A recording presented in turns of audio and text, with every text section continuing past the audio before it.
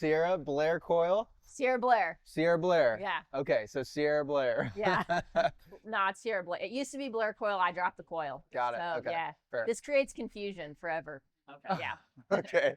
So Sierra Blair, Yes. welcome. We are in Arizona, Phoenix, Arizona.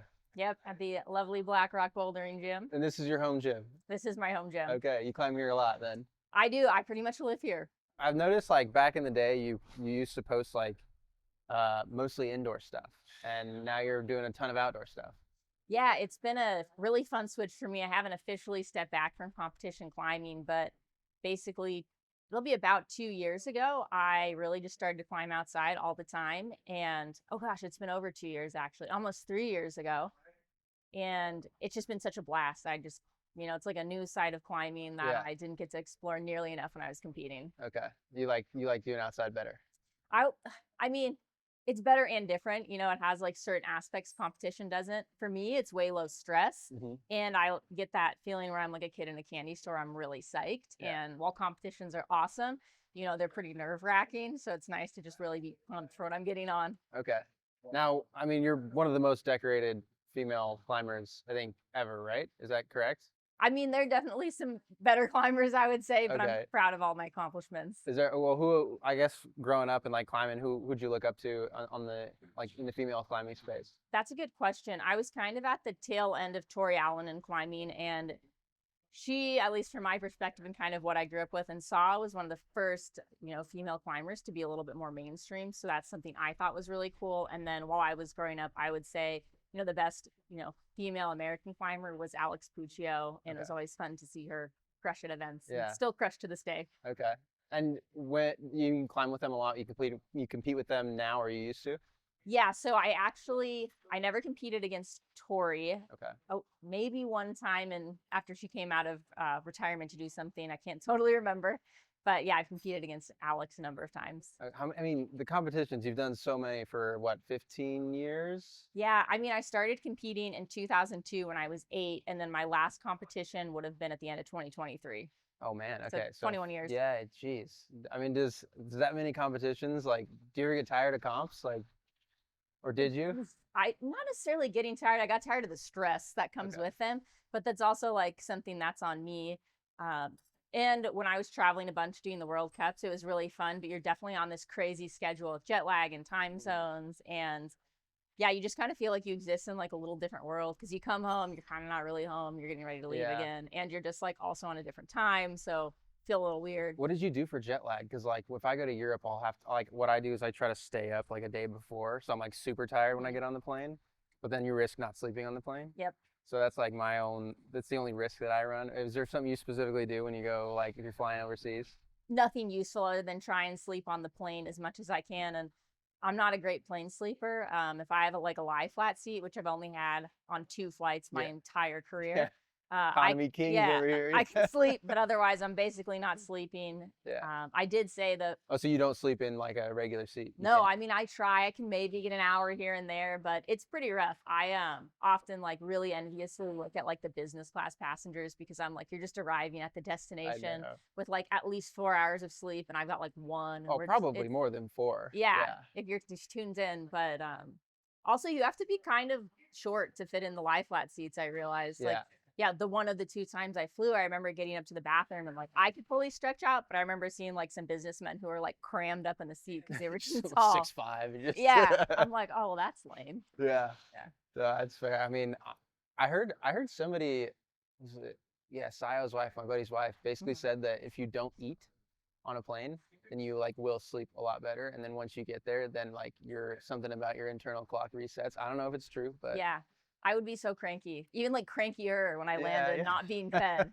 But I mean, I'm sure it works for some people, for sure. I mean, she says it works. I've never tried. I've tried to like go halfway through the flight of like, like a Europe trip or whatever, and I just get way too hungry and I just end up eating anyway. Yeah, sometimes I'll wake up if I'm hungry too, like even at home, like it doesn't happen. In the middle of the night? Yeah, it doesn't happen often, but it's like sometimes I'll wake up and I'm like, you try and fight it, and you're like, if I just eat a snack, I'll fall back asleep in like 5 minutes, versus like 30 minutes of like, I'm not gonna eat. What's your midnight snack?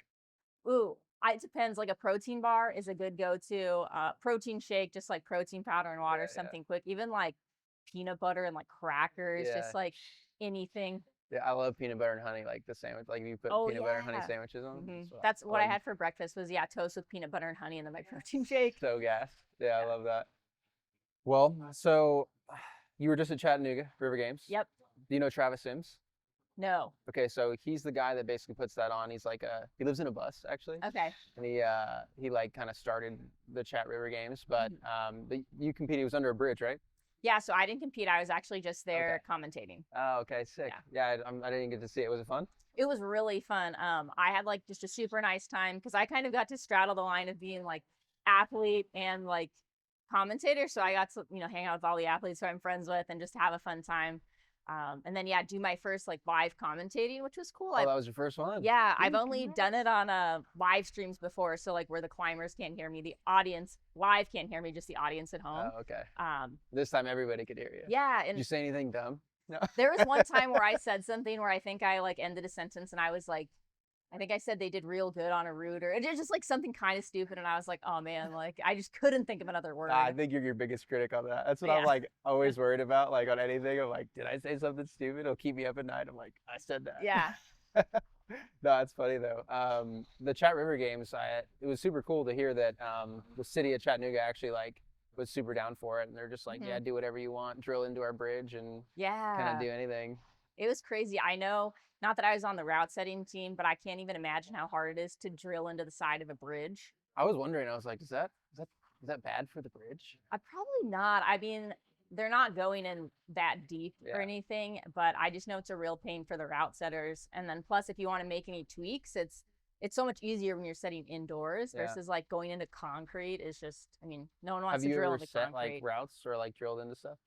Yeah, no drilling into concrete, just wood. I used to have a home gym at my other house, Oh, sick. and yeah, when I built the home gym, I paid for it and helped design it, but I like had no hand in the building. I never picked up a drill, screwdriver, anything, and I avoided it for the first 3 years I had it. Started training with a new training partner, Clay Gordon, super good climber, and we figured out we needed to set boulders for ourselves, and so we both started to learn on the fly. Like, I guess this is how we use the drill. This is how we set. And I'm glad I did because I feel just more proficient with like power tools now. Yeah. Not all of them, just some of them. Super useful in so many scenarios. Yeah.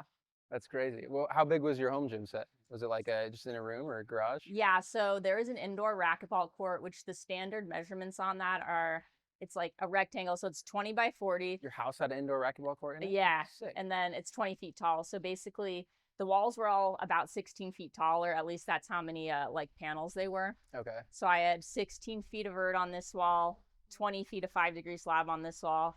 Then this changed, but it was 16 feet of 5-degree, and then I had a moon board, which takes up the last 8 feet. Okay. So it's Yeah. a pretty big room then. Yeah. And you did basically the whole room almost? Almost, except for the back wall. And I just realized I misspoke. The vertical wall was 24 feet. I mean, I wouldn't have Yeah, caught 24 feet, not 16. Okay. I was like, why is the slab longer? It's the shorter wall. that. Yeah, because you've been in there, you know all the measurements. Yep. That's yeah. great. Do you always take them out and reset like these guys are doing, or? Yeah, so initially I would pay route setters to come in and set the boulders for me. Then it got harder basically just as I got better at competition boulders, because that's the reason why I built it, is because I couldn't get the type of boulders I needed in the gym to train for World Cups. And it got to a point where I could kind of outsmart most of the setters that were coming in. So then I started setting with Clay, and then we would bring in setters from further away to start doing the setting. And then I was training on the moon board a bunch as well. When you set stuff like yourself, do you look at it and say, oh, this is like maybe possible, and then try it? Or is it something that's like, you can do it and then you've got to reset? I mean, how does that work? Good question. Sometimes we would just be setting singular moves. It'd be like, okay, I feel like I really need to work on, like an integrated foot move or this and that, or, a hard slab. And you just throw it up and you see like, okay, does this feel right ability wise? And then you tweak it as needed. Other times we'd set full boulders and I mean, you try your best to like get the correct ability level. Sometimes you like really nail it. Sometimes it's way too easy. Yeah. We were operating much differently than a commercial gym in there. Yeah. Lots of time to like make mistakes and to reset. And if it wasn't working for me, I could tweak it as much as I wanted. Yeah. But it was a really cool and good learning experience. We put up some really cool boulders. Okay. And then in your house, can you go like, I mean, some of these things in your videos online back in the day, like, I don't know, 2020 era, Yeah. you were like always upside down, always doing like some crazy Yeah. stuff. Can you do that in your own house, or is that not like a? It depends on what your wall angles were. So I could do a little bit of upside down stuff there, Yeah. but it is trickier to set if you've got more vertical walls. Okay. So speaking of upside down, the V scale. Yes. It's always something that confuses me. I don't really know. I tried to look it up. I didn't. I Mhm. even like reading descriptions of like V1 whatever A something. Yeah. Like I still could not understand it. So what is the V scale and like why is it called that? Yeah. So the V scale, the V stands for vermin. Who John Sherman, his nickname was the Vermin. He's kind of one of the just like original climbers back in the day. The V scale goes from 0 to 17, and it'll maybe go to 18 one day as soon as someone climbs an 18, and just keep increasing. But what defines an 18 or a 17 or like why? that's a good question, and there's a lot of debate about that right now at the upper level. Is like, what is a V17? Yeah. Because people seem to really have established like we know what V14 is, V15, but then V16 and 17 are a little bit murky. Okay. I've never tried a 16 or 17, so I don't feel super qualified to speak at it. But all I can say, it's just going to be really, really hard. Well, what defines a V1 then, or like a V2? Like, is that just like something it's super easy? Like, Yeah, I mean, generally it's on the lower end of the scale, but one thing you'll notice is, a V1 in one climbing gym can feel a lot different than a V1 in another climbing gym. There's also the thing of you might be good at one particular style of climbing. So that could feel, a V1 for you on slopers could be like really mellow. And maybe I just don't do well on slopers, so it feels way harder. oh, okay. And the same goes for outdoors, not all grades are created equal amongst the Right. areas. Okay. Especially outdoors, I feel like it kind of change real quick. Mhm. So when you're looking at like something, I guess, how does it work when you're outside? Like, is it stuff that's already people have done, people have said, or is it stuff that you're actually going that you're like, I could probably climb that? It's a mix of both. So you have established boulders, which someone's already done, put a name and a grade to. And sometimes you have a lot of information about it. Like all of your friends have done it, can give you the beta. There might be videos online. Other times, the boulder's been done. You don't have any information, maybe no name, no grade. And then there's also developing, that's where you're going out and you're finding new boulders to climb. And they can be of any grade level. There's a lot of emphasis on when people put up harder boulders, but the majority of the developing is going to be in those lower grades when new areas are coming up. Yeah. But they don't get nearly as much attention as, when someone does the first descent of a V16 or V17. Right. I mean, is there a V17 in Arizona, or is it? Not that I know of. I mean, if there is, it hasn't been done yet. Okay. What's the hardest thing that you, or I guess V that you've attempted or climbed or bouldered? I don't know if I'm even using the right terms here. Oh yeah, no, I mean, we have some V14s, so I guess it would be one of those. But I don't know if we have anything harder than V14 in Arizona. And is that what region do you usually normally go out here to? I climb in Oak Flat a lot, which is about an hour east of Phoenix, and then I climb up north in Flagstaff a fair amount as well. Oh, and Oak Flat's the one that I watched that video that you were in. It's something to do with copper mining, like potentially. Yeah. Are they like stripping that place? What's going on? Yeah. So I never speak on the specifics of exactly what the mine's doing because I just don't understand a lot of it. But it is an area that's under threat for like closure, being caved in. Yeah. Not great things. And it obviously matters lots of climbers, but other user groups as well, and including Native Americans. Yeah. And it's a really great area. I don't know if you've ever been, but no, I've never been. I've just seen videos of the area, but I was wondering, do you know if the copper mine like owns all the land out there, or? I believe that I know they own Eurodog, which there's some climbing over there. I've climbed there a lot. And then the other side of the road, I think that is what is included in the land swap. But again, don't quote me on that. There's no way they can find that much copper over there. Come on. Yeah, right. Leave the climbing spots. Yeah. Oh, that's funny. So so back to the V thing. So forgive me, I'm still not like super understanding of this whole V scale. So like V1, V2, it's super easy. Like, is there a certain point where you like reach, V5, 7 or whatever that it's like it starts to go like inverted, or is there like crazy grabs and I guess holds, or like how do they Yeah. define, or how do they, I guess, nail that down? Yeah, so you can basically have a boulder of any angle at any grade. Okay. It's just going to be easier or harder. And it's not like a length thing. You can. No, yeah, you'll have like a short V5, you'll have a really long V5. Okay. But then it's kind of a good summary is like if something's shorter, you're going to have more of the power packed into like the 3 moves on the boulder. If something's longer, move by move, it will generally be easier than the 3 mover, but it's just more moves. Okay. So then it's okay. So it's just more of a difficulty thing. Yeah. And then so let's say it's a V, I don't know, 10, and then they say like A9. What is that? Oh, Or I like think, the oh, A okay. thing. So yeah, you're talking about like the font system. Yeah. Yeah, so that's what's commonly used. Basically, the US is the place that uses the V system, but there's the font system like 8A is V11 for bouldering, 7C Oh, plus so it's is like a translation V10. almost to a Yeah. different system. Hmm. Oh, geez. Okay. Yeah, it's a lot to keep track of. The only reason I can do the conversions now is from climbing on the moon board, where Okay. they show all the grades in the V and font, and that's And how the I moon can. board's that like it's like you can like put it in your house kind of a thing. Yeah, I Yeah. have the mini one in my house currently. Okay. How big are they? I've never even seen one. Gosh, I should know the dimensions on this. They're 8 feet wide, and then I believe the full-sized moon board comes out to about 9 1/3 foot tall. Okay. At 40 degrees, and then mine is a mini, and it's 8 feet wide, and then it's about 6 feet tall. Okay. And do you use it a lot, or is it just something that you kind of train on every now and then? No, I use it a lot. So the gym here has a full-size board that I'm probably on twice a week, and then I'm also on my mini once to twice a week, depending on what my training cycle is. Okay. Yeah. What is your training cycle? Or what do That's a you good like normally question. do? Like, what's a day in the life of Sierra look Yeah. like? So for the past like month or two, since it's been too hot for me to climb outside on anything hard that I want to get on, I've been training. Usually mornings are going to the gym lifting. Then I come home, relax for a little bit, and then I'll have a night climbing session, whether it's here or I'll do a mini moon board session at home. Okay. Okay. So pretty every day, all day. I take rest days. It's Okay. usually right now I've been doing 2 days on, 1 day off. But Okay. the other thing is, if I feel like I need more rest, I'll take an extra day off if I need to. And then if I'm just like psyched to climb, or my friends are going in, Yeah. you have to like Get out allow yourself to have time to just have fun and not Yeah. only be like in the training grind at all times. For sure. I guess, yeah. What is that? Do you ever get burnt out from training? I Or do you just still love it?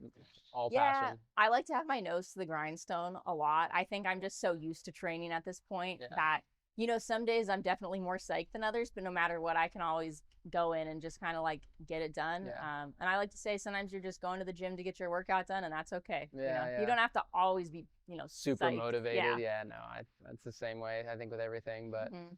that's interesting. Do you still like, I guess, if you had your choice of going outside or doing something indoors at this point, are you always outside now? Or Yeah, I think I'm more psyched on outside at the moment for sure.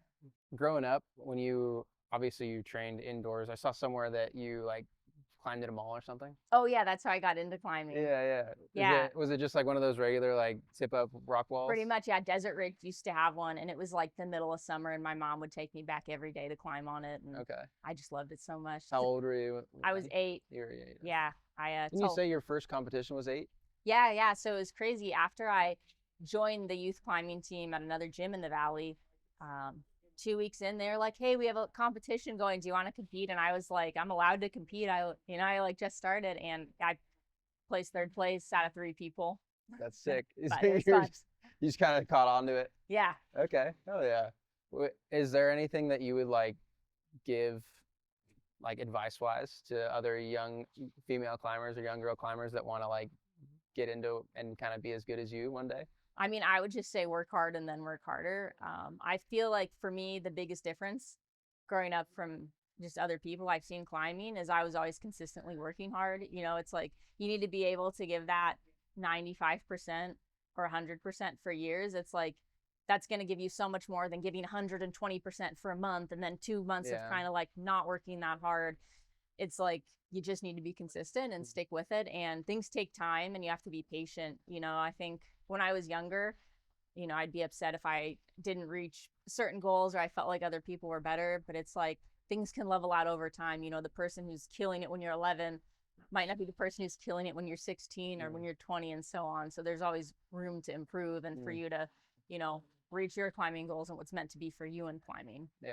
And I guess like like you said, like when they're killing it at 11 might not be the time, or might not be the person that's killing it later in life. Is it like the mental load you were saying earlier that it's like super stressful to do comps? How did you manage that? Like, what did it look like if you got, what is the stress about? What are you normally like thinking about? And how did you like, I guess, deal with that? Yeah, I think the one thing that was unique for me is I basically didn't have any coaching. So, which is good and bad because it always put the blame on me if something didn't go well, if I didn't train properly for something. But it's also really stressful to feel like, am I hitting everything I need to be training for? Right.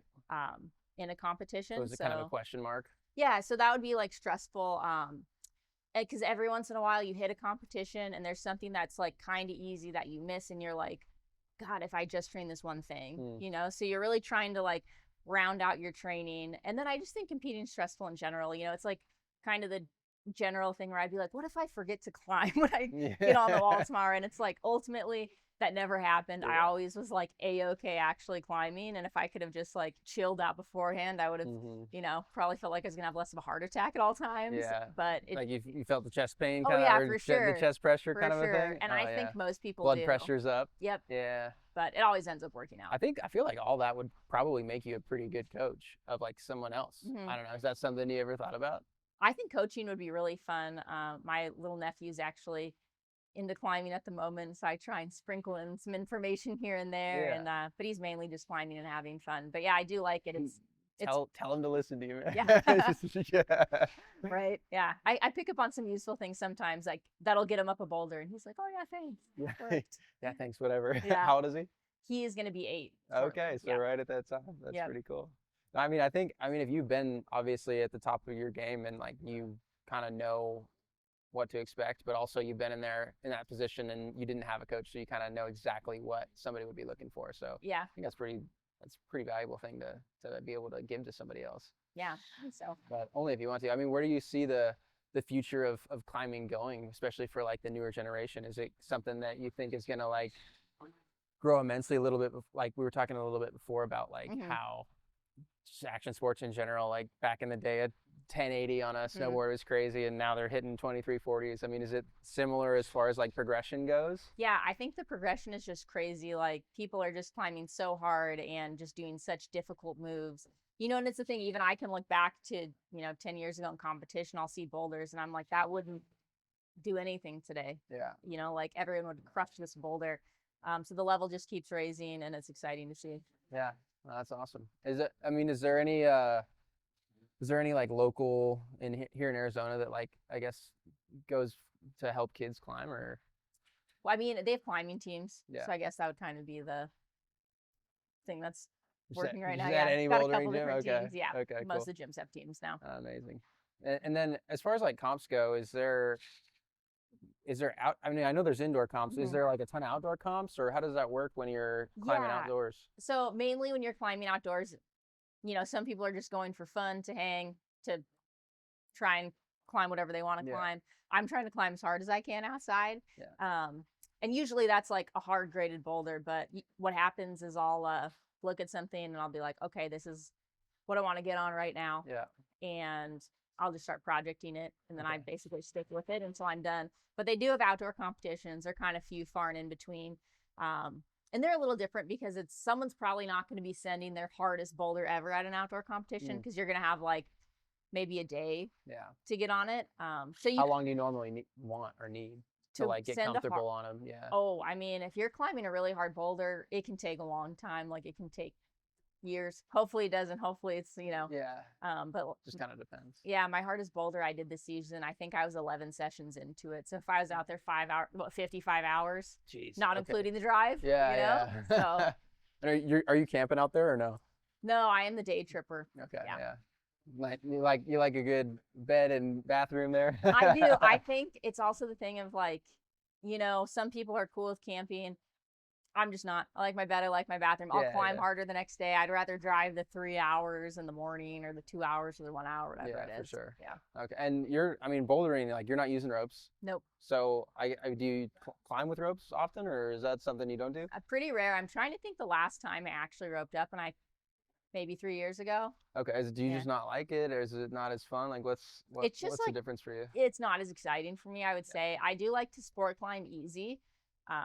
That's fun, or like sport climbing outside easy. But I And is think, sport climbing like with the rope? yeah, that's with the Okay. rope. Sorry. No, no, no. Um, I don't no, I know. think the other thing is like for so long in competitions and with bouldering, I've just like busted my butt to like Yeah, be as good as I can, work as hard as I can. It's nice to have an avenue of climbing where I can just like show up and just like chill, yeah, you know. And I boulder hard enough that I can sport climb well enough to have a nice day yeah, for without a sure. lot of effort on my part. So I like that. Do you like the risk factor of like, because obviously there's no ropes in Hmm. bouldering. Like, do you like the danger factor of you could you Yeah. could fall and get hurt? No, not really. I mean, I always try and set the pads up as the best way possible, as do like anyone that's with my group. It's all about mitigating risk, in my opinion.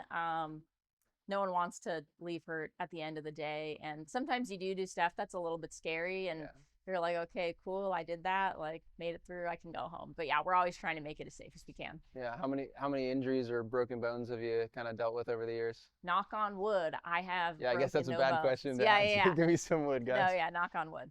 Okay, so you broken no bones. No, no. Okay, then I won't. Yeah. I won't say anything else on that. I guess what's your biggest fear when it comes to bouldering? And then, I mean, is it falling and getting hurt, Mhm. or Not really. I mean, I'm trying to is that think something you just like, kind of block out while you're up there? yeah, you don't think about it too much. I guess the other thing is it's so not risk it to fall and get hurt on one boulder, because it can just be so devastating for, I mean, not only just your future climbing, but your life. Yeah. So if there's ever something that I'm uncomfortable doing, I'll just be okay, like not doing it. I'm like, I'll climb down. Yeah. I just won't get on it in the first place if it makes me feel uncomfortable. Mm. And I'm okay with that. Yeah, down climbing is something that kind of blows my mind because I feel like that might be harder, especially, I mean, depending on where you are. Yeah. Is it because you got to go, if you're like upside down, you got to go back down. How do you? Yeah, so usually if you're upside down, you're probably not that far off the deck, which isn't a big deal. But sometimes just even down climbing like a hold or two puts you closer to the ground where it's safer for you Oh, to fair, drop, yeah, or you like just if you've drop got a down. ladder, someone can run the ladder over to you, Yeah. things like that. Dang, okay. So down climbing's not as bad as maybe I I think mean, it about definitely can be, but sometimes it's like down climbing can be your best option in certain scenarios. Yeah, I feel like I'd freak out a bit. I gotta down climb. I don't know what to do here. You'd be surprised at how well you can hang on and what you can do when you're like really scared. Okay. You're like, okay, I gotta make it down. Yeah, I Gotta guess I do mean this. you're either falling or you're not. Yeah, exactly. You gotta figure it out while you're up there. That's crazy. All right. Rope climbing, I feel like I don't know. I feel like if I had a rope on me, I'd be way more willing to try crazier stuff. But how high up I guess for bouldering, are you usually a certain like 100 feet off the ground sometimes? Are you 50 I feet, mean, 10 feet? I mean, what is? this is where it's kind of getting weird in bouldering these days, is because people will do like really tall highball boulders that are arguably much closer to free soloing, which I was gonna say, at what point does yeah. it change to free soloing? I mean, I don't think there's a hard line, and I'm probably not equipped to declare it, but I mean, I'm probably okay up to 20 feet on most things. And and 20 feet's tall. Like your feet hitting the ground from Yeah. 20 feet, that is like quite some time. It's 2 story. Yeah. Yeah, It's a exactly. I mean, like it's no building. joke. But yeah, people go higher, and it is becoming more standardized to go higher for a certain subsect of people that are cool with that. But you know, Just down to yeah. down to go up. I always say, I'm like, if a boulder is really tall, I need it to be like a bucket jug V0, past my 20-foot mark. Bucket jug. Yeah, what's a like the bucket biggest jug on earth. Like I'm so comfy. No, all the holds are solid. Nothing's You breaking. know you're not falling. Yeah, Yeah. exactly. And even then, it's like, right, things can happen, but sometimes a lot of these like hard top sections, especially in places like the buttermilks, it's like a V5, V7, like Yeah. bird or slab, and like that's risky. At least for Yeah. me, it's risky for me. I mean, I think it's risky in general for anybody. Yeah, right? Could be wet that day. I don't know. Yeah, I mean, yeah. do you climb when it's wet? Probably not. No, each area is going to kind of have its different set of rules on like dry out time on the rock. But yeah, sometimes the dry out time's like 48 hours. Sometimes it's longer. There are all these kind of like mechanics that go into it, like how many days in a row has it been raining? Like how does the rock A lot of react? details you got to kind of jump into. Yeah, and so you just kind of like go off of what the locals say. And be respectful of that. The best Yeah, it's atlas always there. revert to the locals Yeah. for the range. Yeah. They know what they're doing. Yeah. It's funny. Like I feel like, I mean, correct me if I'm wrong. I'm actually curious about this because, Mhm. like, for me, rock climbing, I've been, I don't know, 8, 10 times, Yeah. and I'm like kind of one of those people that I'm always just like, I'm kind of like a squirrel brain. I'm always just like doing one thing, gotta jump to the next. Yeah. But I feel like, because my brother climbs a ton, but he's a gearhead, like he'll get into the details of stuff, super patient Yeah. guy. And I mean, I guess I only know like male boulders, so it might be different, but Yeah. I feel like the climbers that I do know are like super patient people, gearheads, a little bit introverted, but just like have the patience to like, I don't know, just like stay somewhere and like focus on one thing and just Yeah. continuously do it and do it and do it. I mean, do you see that in a lot of climbers, or is that, I guess, how are you with all that? Yeah, I mean, it depends on the person. I'm definitely patient and I'll stay on a boulder until I get it done. Sometimes though, if I get a couple weeks without sending it, I'll take a weekend off, go like get on some other stuff, just mainly for like the break. Sometimes you just need the mental break and to like remind yourself you still like can send things. Yeah. That's another like tip that's good. Sometimes it's just nice to end a session, whether it's indoors or outdoors, on a send. I don't care how easy it is versus how hard you climb. Like it's just nice to leave like, yeah, I can complete things. But yeah, there are other people who jump around much more in between boulders, regardless of how strong they are. They're just kind of like, Just doing it. I'll try this, I'll try that, or maybe I'll get back to A this little one. more risk tolerant there, I guess. Gosh, it's not even risk tolerance. They just like don't have as much focus on a singular boulder at one time. They're just okay trying different things and kind of rounding them out eventually. Yeah, they're just kind of doing them all and then eventually just getting better as they go, kind of a thing. Okay. Have you seen the guy? I don't even know his name, but he's on Instagram and he's like, he's been doing like free soloing every day until I fall. Yeah. Do you know who I'm talking about? I know who you're talking about, yeah. Okay. Is that not smart? Is he just like playing people? Like what's going on there? Not smart. I mean, free soloing's incredibly dangerous. Yeah. That's the one thing I will never free solo in climbing, and people obviously do it, but it's dangerous. Yeah. Like it's the highest risk factor in climbing is free soloing. Jeez. Yeah. That guy's then just he's actually just doing all that then, and he's just risking it. Yeah, 100%. Yeah. Oh boy. All right. I guess we'll have to talk to him too. Yeah. So you'll never free solo, you said? Yeah. Just because it's just too dangerous. Yeah. And then I mean, I know we kind of just went over this, but like a free solo is literally just climbing without a rope.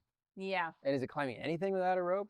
Or I mean, how does that work? It's at whatever like number we decide on is like you reach this height and then above it is free soloing. Because I feel like back in the day, free soloing was generally like, this is an established sport route. You know, it's 50 feet tall or whatever, and someone's just climbing it without a rope.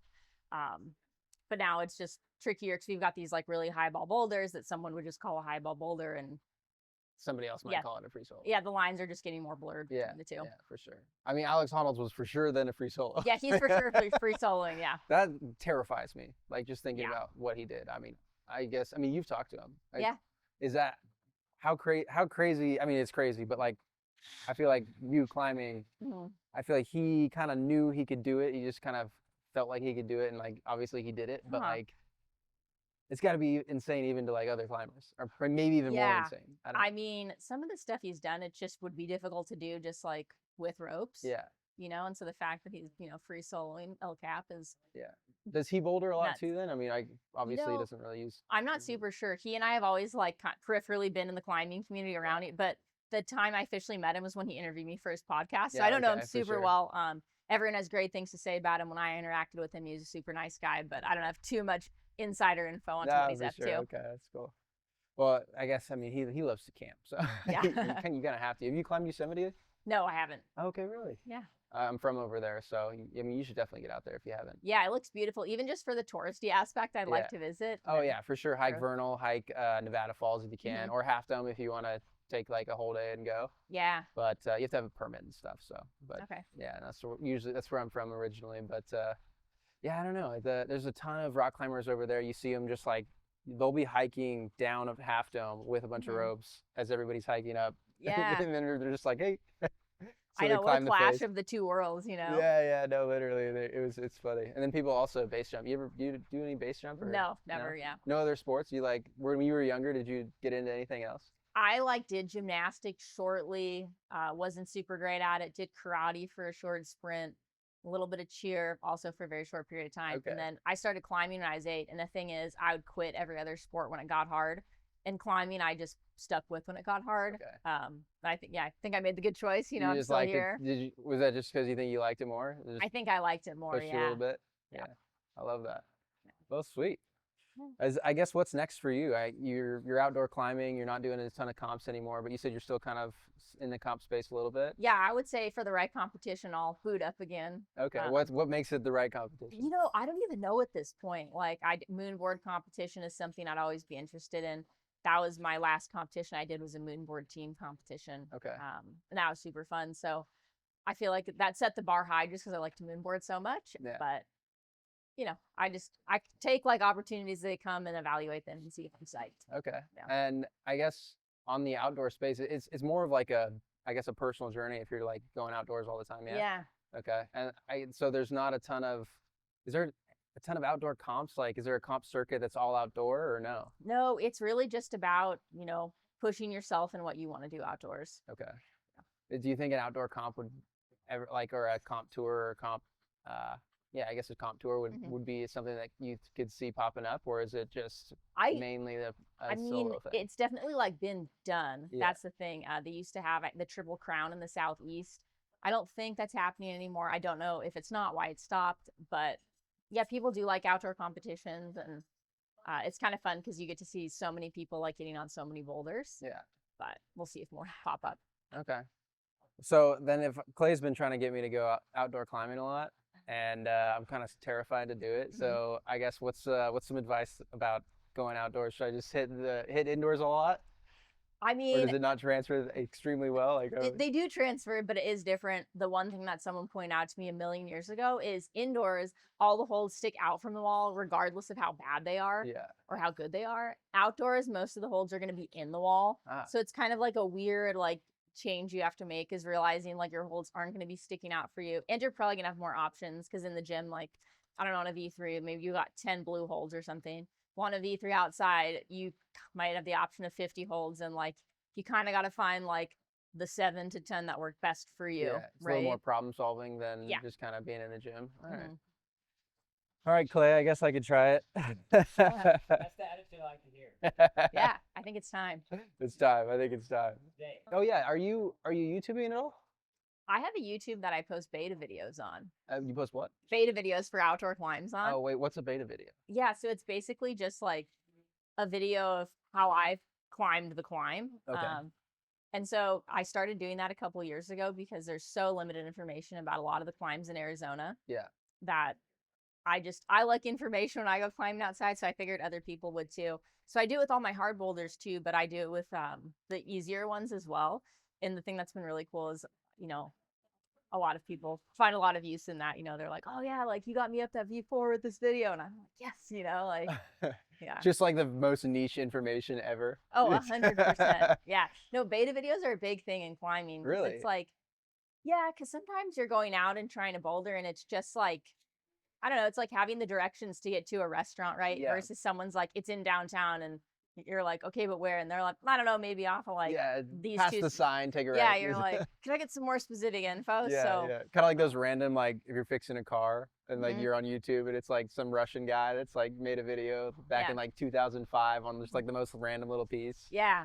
So is it kind of like that where there's just super niche videos on Yeah, I bouldering? mean, I don't know. I think some people watch them online just because they think it's cool climbing, but then other people are watching them for the information, like, how do I get this done? Where does it even start? Yeah. And I don't know. Beta doesn't work the same for everyone. Like, I might do a climb differently than you, but it's just like a good starting point to have like a general idea of what's going on. Yeah. Yeah. So I feel like that would for sure help progression go way faster. Oh, it does, because then it's like you already go into it with like an idea of how it's done versus and that like confidence boost of like, okay, if I get up here and I get stuck, I can at least know steer it this way. Yeah, no, it's cool. It's gotten me up a bunch of boulders looking at beta videos. Yeah. So is there anything that like bouldering or climbing, I guess what's like the biggest lessons from bouldering and climbing that you've taken away just like off of the wall or like not climbing? Oh, I mean, the biggest lesson I've taken away is like I can do anything if I put my mind to it, because just my whole climbing career and then